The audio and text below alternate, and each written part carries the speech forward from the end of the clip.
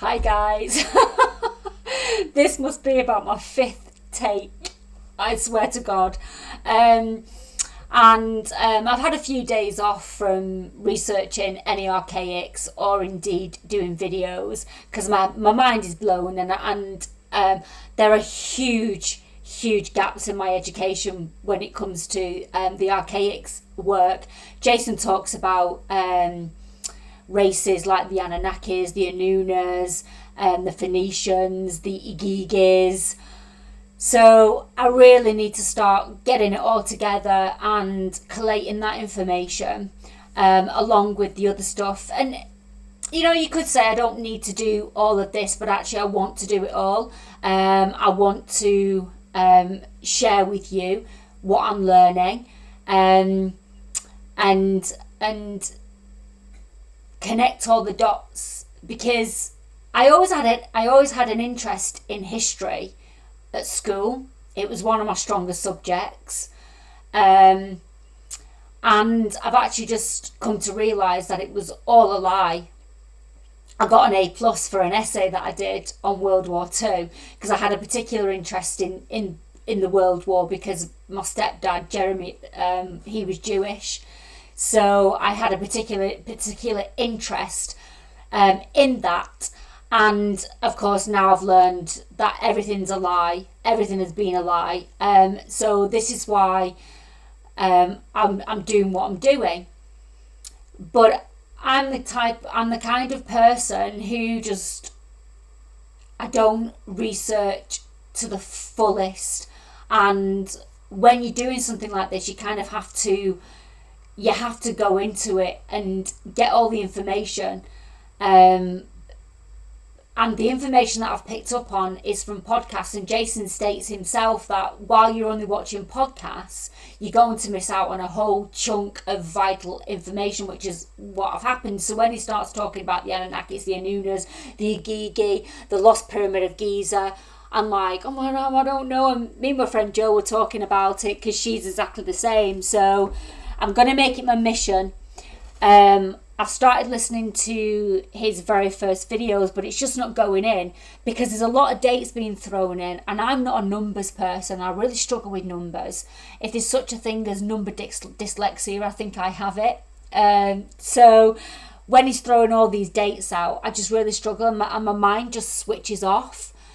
So I think that's why I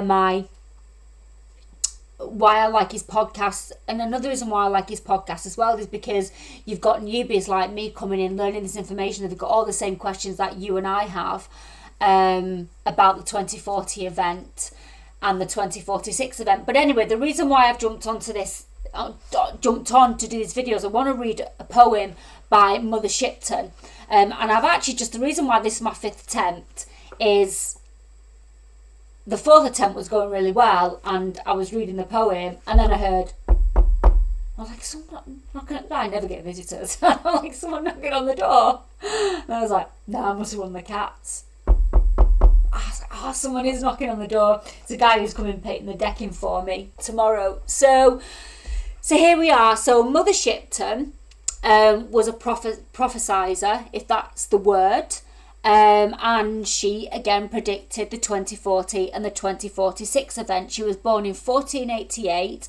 She was from Yorkshire, and she's written a poem. Now, forgive me, it's not the easiest poem to read because, of course, it's in the language of her time, and we know that our language has changed over the years, and I know why it's been changed over the years, and it's because of spell casting, but that's for another video if I do ever decide to do a video on words and spells and word magic. But anyway, here we go. So Mother Shipton. So I'll just read this paragraph before we go into the poem. Her prophecy concerns man's judgment in the last days, disasters and plagues caused by the sixth visitation of the sky dragon to earth. Her birth in 1488 was 552 years before the sixth seal of the apocalypse. Now, the reason why it's highlighted the sixth seal is because it is actually a relevant number. I can't tell you why it's a relevant number. He does explain it in the book. But again, 552 is a relevant number and highlights why this is a mathematical construct that we live in, and that's why the numbers and dates are important, and that's why he's a chronologist, why Jason's a chronologist. Anyway, so her birth in 1488 was 552 years before the sixth seal of the Apocalypse, which describes the Phoenix transit, as does the French prophet, i.e. Nostradamus. Mother Shipton accurately saw two global destructions occur back to back, and these dates are fixed and unchangeable. While Mother Shipton saw more clearly what was going to happen in both interplanetary cataclysms, Nostradamus saw when. Now we shall review her amazing prophecies. The lines of text are numbered by this author to more easily reference them after the poem is reviewed. Right, okay, so the Yorkshire prophecy. And now a word in uncouth rhyme of what will be in future time. Then upside down the world shall be, and gold found at the root of tree. All England's sons that plough the land shall oft be seen with book in hand. The poor shall now great wisdom know. Great houses stand in far-flung vale, all covered o'er with snow and hail. A carriage without horse will go, disaster fill the world with woe. In London Primrose Hill shall be, in centre hold a bishop's see. Around the world men's thoughts will fly, quite quick as the twinkling of an eye. And water shall great wonders do, how strange, and yet it shall come true. Through towering hills proud men shall ride, no horse or ass move by his side. Beneath the water men shall walk, shall ride, shall sleep, shall even talk. And in the air men shall be seen, in white and black and even green. A great man then shall come and go, for prophecy declares it so.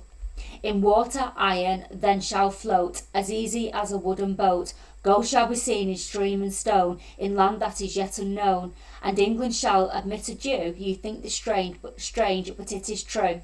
The Jew that once was held in scorn shall of Christian then be born. A house of glass shall come to pass in England, but alas, a war will follow with the work, where dwells the pagan and the Turk. These states will lock in fiercest strife, and seek to take each other's life. When North shall thus divide the South, and eagle build in lion's mouth, then tax and blood and cruel war shall come to every humble door.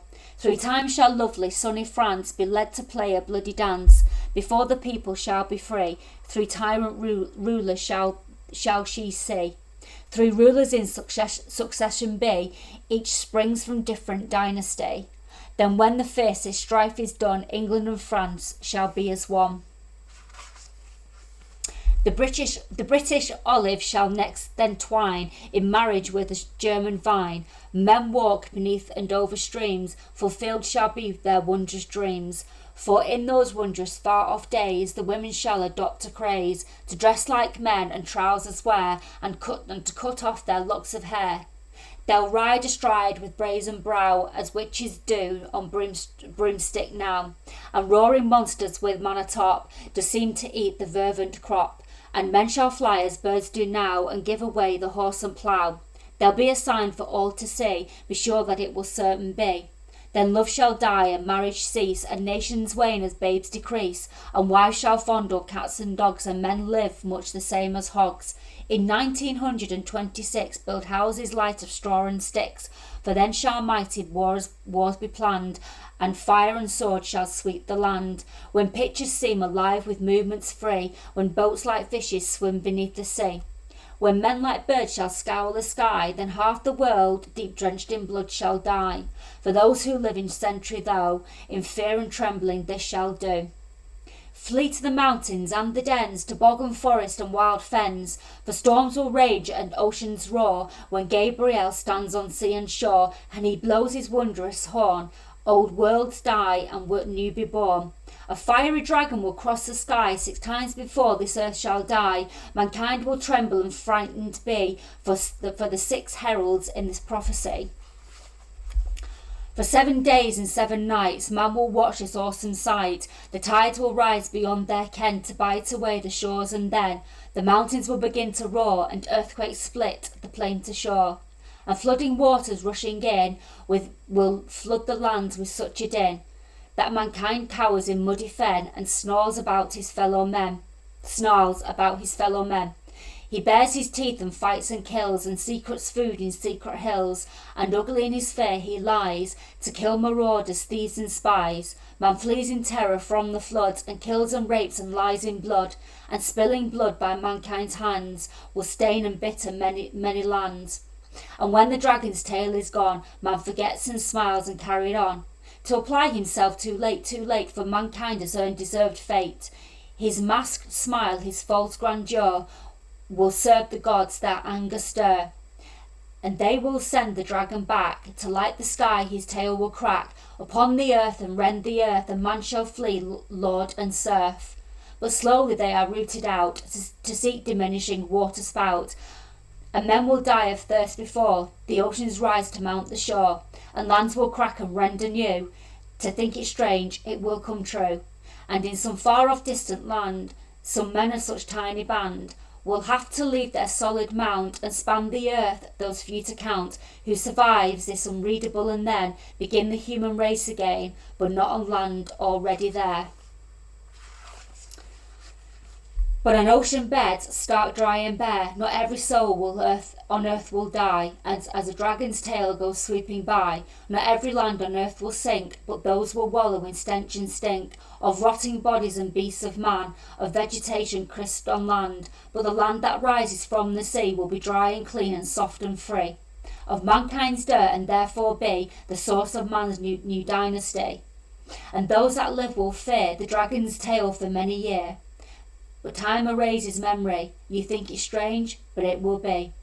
And before the race is built anew, a silver serpent comes to view, and spew out men of like unknown, to mingle with the earth now grown.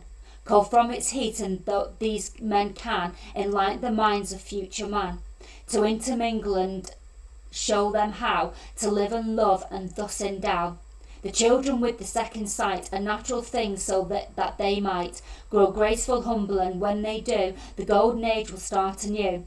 The dragon's tail is but a sign for mankind's fall and man's decline, and before this prophecy is done, I shall be burned at the stake, at one, my body singed and my soul set free. You think it I utter blasphemy, you're wrong, these things have come to me, this prophecy will come true.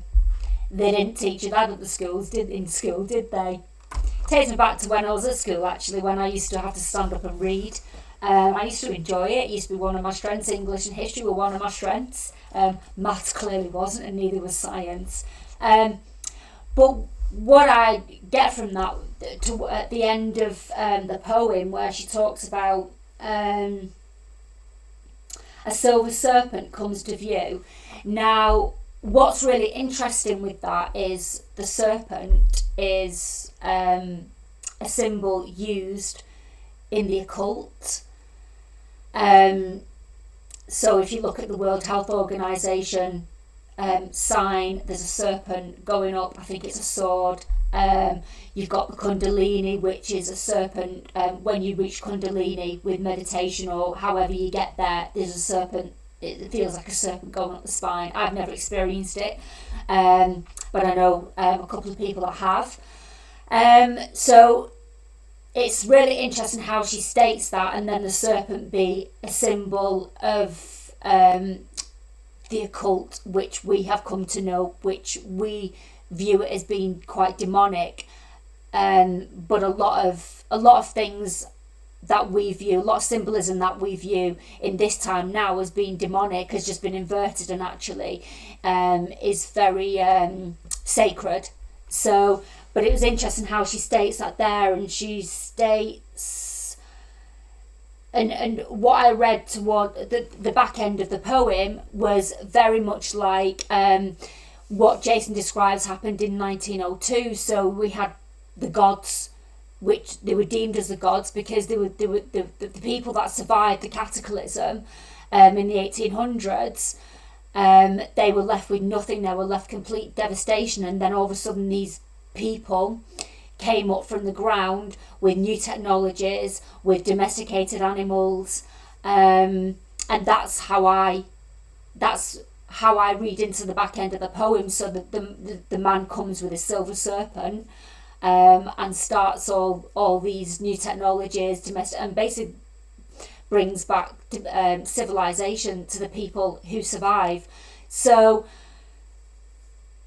it's very my computer's gone off again.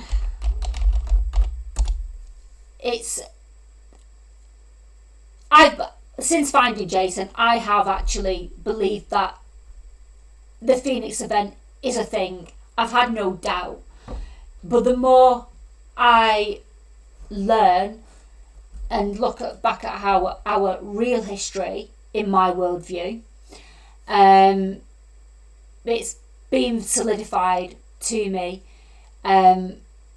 So anyway, so not the most flowing of videos. The reason why I've not done any videos or done any research this past weekend, and I've just not felt in the mood, you know. We all need to take breaks from things, especially when something is ever so consuming.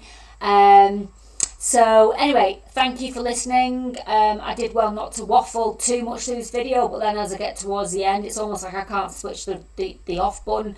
Maybe it's because I don't know how to end the videos. But thanks for listening, thanks for watching, and I shall speak to you all soon. See you later.